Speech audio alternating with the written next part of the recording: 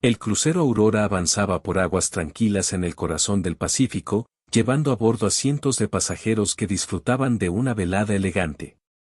Entre ellos, un grupo muy diverso: Clara, una fotógrafa en busca de aventuras y olvido tras una ruptura dolorosa; Eduardo, un empresario adicto al trabajo que esperaba redescubrir su humanidad; Paula y Manuel, recién casados y envueltos en la felicidad de su luna de miel; y Martín, un exmilitar en búsqueda de una paz que la guerra le había arrebatado. Mientras la música flotaba en el aire, una tormenta oscura se formaba en el horizonte, mucho más rápida y feroz de lo que cualquier pronóstico podría haber anticipado. Las primeras gotas cayeron cuando el capitán anunció que el barco intentaría desviar la tormenta, pero el mar pronto se tornó en un monstruo desatado. Los vientos arrasaron con todo en cubierta, las olas golpeaban el casco como si quisieran partirlo en dos. Clara estaba con su cámara cuando todo se descontroló. En cuestión de minutos, las sirenas sonaron y el caos se apoderó del crucero. El grupo fue empujado a uno de los últimos botes salvavidas en el tumulto. A su alrededor, el océano rugía, y lo último que vieron antes de ser tragados por la oscuridad fue la aurora inclinándose peligrosamente, como un gigante derrotado por la naturaleza. La luz del sol fue lo primero que sintieron al despertar. No era una luz cálida ni reconfortante, sino implacable. Los 5 estaban varados en una playa desconocida, sin idea de cuánto tiempo habían flotado a la deriva. Martín tomó rápidamente el control de la situación. Tras organizarse y buscar en la pequeña lancha salvavidas lo poco que había sobrevivido a la tormenta, se adentraron en la isla. La vegetación era densa y salvaje, la jungla parecía observarlos, mientras las aves y los insectos llenaban el aire con sus ruidos. Eduardo, desesperado por comunicarse con el mundo exterior, se lanzó a buscar señales de teléfono, pero no encontró ni una barra de señal. Su teléfono fue una de las primeras cosas en caer en el olvido, junto con las ilusiones de ser rescatados rápidamente. La realidad comenzó a asentarse. Las primeras semanas fueron una lucha constante. Crearon un campamento cerca de la playa, buscando entre los restos del bote salvavidas y la jungla todo lo que pudieran utilizar. Recolectaron agua de lluvia y frutas tropicales, pero la sensación de que algo estaba mal en la isla nunca los abandonó. Paula, quien hasta ese momento había sido optimista, comenzó a tener pesadillas. Veía figuras en las sombras, susurrando en una lengua que no comprendía. Manuel trataba de calmarla, pero él mismo se sentía nervioso. Cada vez que entraban en la jungla, notaban la extraña disposición de los árboles, como si alguien hubiera manipulado el terreno. Un día, Clara salió sola con su cámara en busca de fotos, aún negándose a dejar su pasión, pero lo que descubrió fue inquietante: en el corazón de la selva había estructuras antiguas, casi devoradas por la naturaleza. Piedras talladas con símbolos extraños, altares cubiertos de moho y esqueletos animales que parecían haber sido dispuestos deliberadamente. Ella decidió no contarle al grupo, temiendo sembrar más paranoia. El descubrimiento de Clara no quedó aislado por mucho tiempo. En una de las expediciones de caza para conseguir comida, Martín y Manuel encontraron lo que parecía ser una cabaña destartalada, oculta por la vegetación. La cabaña, hecha de materiales naturales y cubierta por enredaderas, estaba vacía, excepto por un objeto que los dejó helados: un diario de otro naufragio, datado hacía más de 30 años. Las páginas describían una historia similar: un pequeño grupo de supervivientes que habían sido arrastrados a la misma isla, y cómo, a medida que pasaban los días, comenzaron a desaparecer uno a uno. Las últimas páginas hablaban de una presencia en la jungla, algo antiguo y despiadado que acechaba en las sombras. Cuando Martín regresó con el diario, Clara finalmente confesó lo que había visto en la jungla. El grupo estaba dividido. Eduardo se mantuvo escéptico, convencido de que era mejor mantener la lógica y continuar trabajando en su balsa improvisada para salir de la isla. Pero Paula estaba aterrorizada. Empezó a insistir que algo o alguien los estaba observando cada noche. Con el tiempo, las disputas aumentaron. El hambre y la desesperación fueron alterando sus personalidades. Martín se volvió más autoritario, convencido de que la única forma de sobrevivir era a través de una estructura militar, con guardias y reglas estrictas. Esto causó fricciones con Eduardo, quien odiaba seguir órdenes y ya no veía en Martín un líder, sino un tirano. Los días se convirtieron en semanas, y luego en meses. A medida que el grupo luchaba por adaptarse a la vida en la isla, comenzaron a suceder cosas inexplicables. Animales cazados desaparecían de sus trampas, y durante la noche, las sombras parecían moverse por sí solas. Las raciones de comida que lograban recolectar nunca eran suficientes, y la debilidad física pronto afectó la estabilidad mental de todos. La tensión entre Martín y Eduardo llegó a un punto de quiebre cuando, en un acceso de furia, Eduardo destruyó una de las trampas que Martín había construido. Esto resultó en una pelea que los dejó a ambos malheridos y dividió aún más al grupo. Paula, que hasta entonces había sido el equilibrio emocional, se volvió cada vez más paranoica, convencida de que las figuras de sus pesadillas eran reales. Pero el peligro más grande llegó cuando la isla mostró su verdadero rostro. Una noche, durante una tormenta particularmente violenta, algo atacó su campamento. No fue un animal ni una bestia salvaje, sino una figura humana. En la confusión, Manuel fue arrastrado a la selva. Lo buscaron durante días, pero nunca lo encontraron. Paula, destrozada, culpó a Martín por no protegerlo, y el grupo se desmoronó. Después de la desaparición de Manuel, Clara se adentró más en la jungla. Decidió explorar la antigua cabaña en profundidad, esperando encontrar algo que explicara lo que estaba ocurriendo. Lo que descubrió fue aún más perturbador. Junto a la cabaña, había un pequeño claro, cubierto de símbolos tallados en la roca, claramente usados para algún tipo de ritual. Restos humanos y animales estaban esparcidos, y las marcas de sacrificios eran claras. Clara comprendió que la isla había sido un lugar sagrado para una civilización perdida. Según el diario que encontraron, aquella civilización veneraba a un dios oscuro, una entidad que requería sacrificios para apaciguar su furia. Los supervivientes de anteriores naufragios habían sucumbido a la locura, tratando de escapar o, peor aún, convirtiéndose en parte de los ritos. Pero lo más aterrador fue cuando Clara encontró una inscripción en la cabaña: el que sobrevive, paga el precio. Habían pasado 4 años desde aquel fatídico naufragio, y para Clara, Martín y Paula, el tiempo había dejado de ser una constante fiable.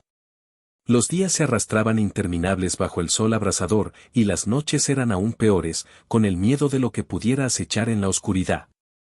El grupo, ahora reducido a 3, sobrevivía en la más absoluta desolación. Manuel había desaparecido misteriosamente, Eduardo murió en una trampa mortal, y la locura empezaba a cobrar su precio entre los supervivientes. Las voces, los susurros de la jungla, se habían vuelto una constante. Clara se obligaba a ignorarlos, a concentrarse en las tareas del día a día: recolectar agua, encender el fuego, cazar, todo lo que pudiera mantenerlos ocupados, alejados del miedo que les carcomía la mente. Martín se mantenía distante, absorto en el estudio del diario que habían encontrado meses atrás en el campamento abandonado. Algo en ese maldito libro lo había cambiado. Paula, rota por la desaparición de Manuel, apenas hablaba. Sus ojos siempre estaban vacíos, perdidos en algún rincón oscuro de su mente. La rutina los consumía. La esperanza de ser rescatados se había extinguido hacía mucho tiempo.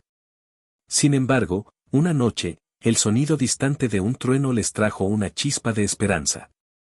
Las tormentas en la isla eran frecuentes, pero esta vez había algo diferente. Clara, que hacía guardia, observó cómo las nubes se arremolinaban en el horizonte, iluminadas intermitentemente por relámpagos lejanos. Pero no era solo una tormenta, una columna de humo negro se levantaba más allá del horizonte. ¡Fuego!, gritó Clara con todas sus fuerzas, despertando a Martín y Paula de su letargo. Martín se levantó de un salto y se unió a Clara en la orilla.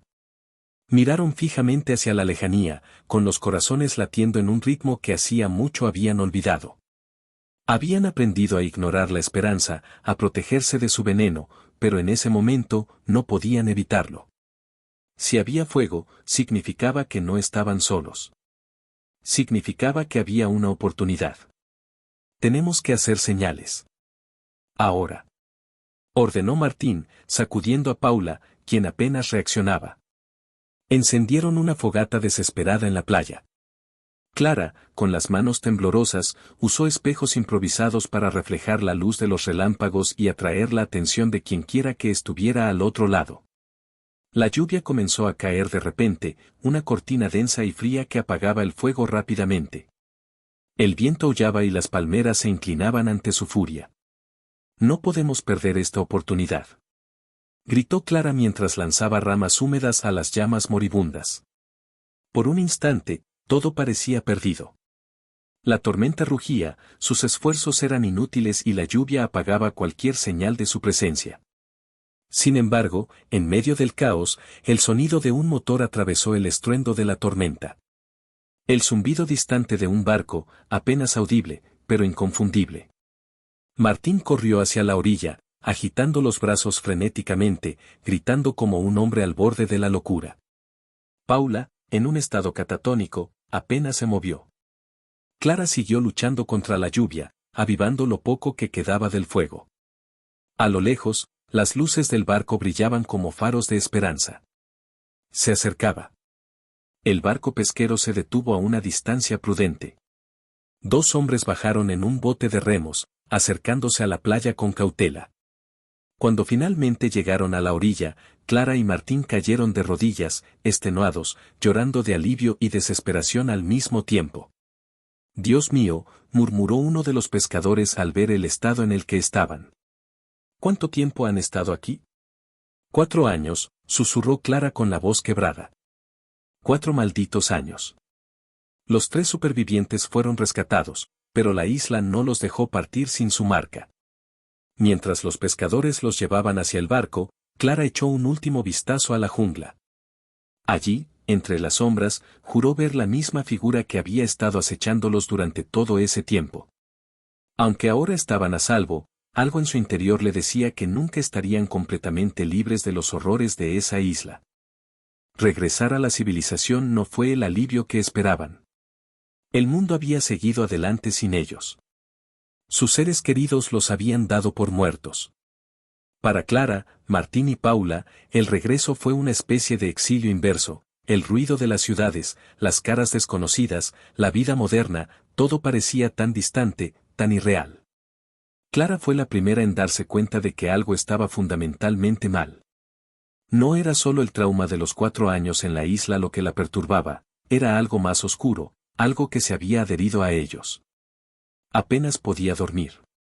Las pesadillas la asaltaban cada vez que cerraba los ojos, la jungla, las sombras que se deslizaban entre los árboles, los murmullos de lenguas antiguas que nunca pudo entender. Se mudó a un pequeño apartamento en las afueras de la ciudad, evitando a la gente lo más posible. Sus intentos de retomar su carrera como fotógrafa fueron infructuosos. Cada vez que levantaba la cámara, su mente volvía a la isla, y lo que veía a través del lente no era el mundo real, sino las visiones deformadas de aquel lugar. Los ojos. Los mismos ojos que sentía sobre su espalda en la jungla, ahora los sentía en cada esquina de su vida diaria. Martín tampoco pudo readaptarse. El hombre que alguna vez había sido fuerte, resuelto y autoritario, ahora vivía bajo el peso constante de la paranoia. Estaba convencido de que la presencia de la isla los había seguido. Cambió de casa varias veces, siempre buscando escapar de algo que él mismo no podía definir. Cada vez que intentaba hablar con alguien sobre lo que realmente había sucedido en la isla, sentía que las palabras se enredaban en su lengua. Nadie podía entender. Nadie podía creer. Paula fue quien sufrió más. La desaparición de Manuel había destruido lo que quedaba de su cordura. En los meses posteriores al rescate, fue ingresada en una institución psiquiátrica, incapaz de funcionar en el mundo exterior. Murmuraba sin cesar sobre figuras en la jungla, sobre los sacrificios que el dios de la isla exigía, y cómo sabían que ella había escapado. Los médicos le diagnosticaron esquizofrenia inducida por el trauma, pero Clara y Martín sabían que había algo más. Una tarde, Clara recibió una carta anónima. El sobre no tenía remitente, pero dentro había una sola frase escrita en un papel amarillo y envejecido: el que sobrevive, paga el precio. El mensaje la estremeció hasta los huesos. Intentó deshacerse del papel, pero la frase no la abandonó.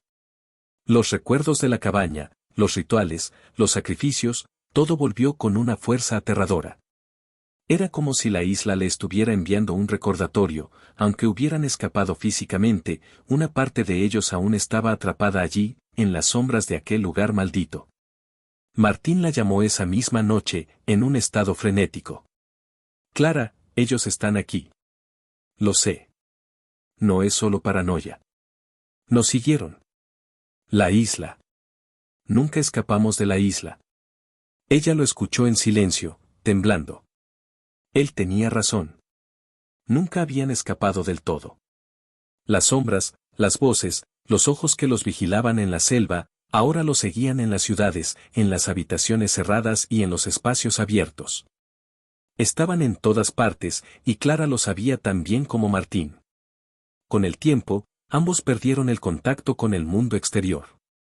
Clara dejó de salir de su apartamento, cerrando las persianas y apagando las luces, esperando en silencio el inevitable momento en que las sombras la reclamarían. Martín desapareció por completo. Algunos decían que se había ido a una región remota, buscando una manera de expiar lo que fuera que habían despertado en la isla.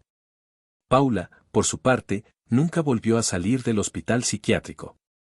Murió en silencio, un año después del rescate, todavía murmurando en la oscuridad sobre los dioses antiguos. Pero el resto del mundo jamás supo la verdad. Para todos los demás, eran solo náufragos que habían sobrevivido a una tragedia, un grupo de personas que habían sido rescatadas de una isla desierta. Solo Clara, Martín y Paula conocían el verdadero precio de la supervivencia. Y en lo más profundo de sus corazones, sabían que, aunque la civilización los rodeaba, las sombras de la isla siempre estarían con ellos. Porque en la isla, la jungla tenía ojos, y esos ojos nunca los dejarían ir del todo. Y así termina la historia de Isla de Sombras. 4 años de lucha, de misterio y de oscuridad, en los que los supervivientes descubrieron que, a veces, el mayor enemigo no es el que te acecha en la jungla, sino el que se oculta en tu propia mente. Si te ha gustado esta historia, no olvides darle like al video y suscribirte al canal para más relatos como este. Me encantaría saber qué te ha parecido en los comentarios. ¿Crees que ellos realmente escaparon de la isla, o algo más oscuro los sigue? Tu opinión es muy importante para mí. Gracias por acompañarme en este viaje. Nos vemos en el próximo video, y recuerda, a veces, la sombra más grande es la que llevamos dentro.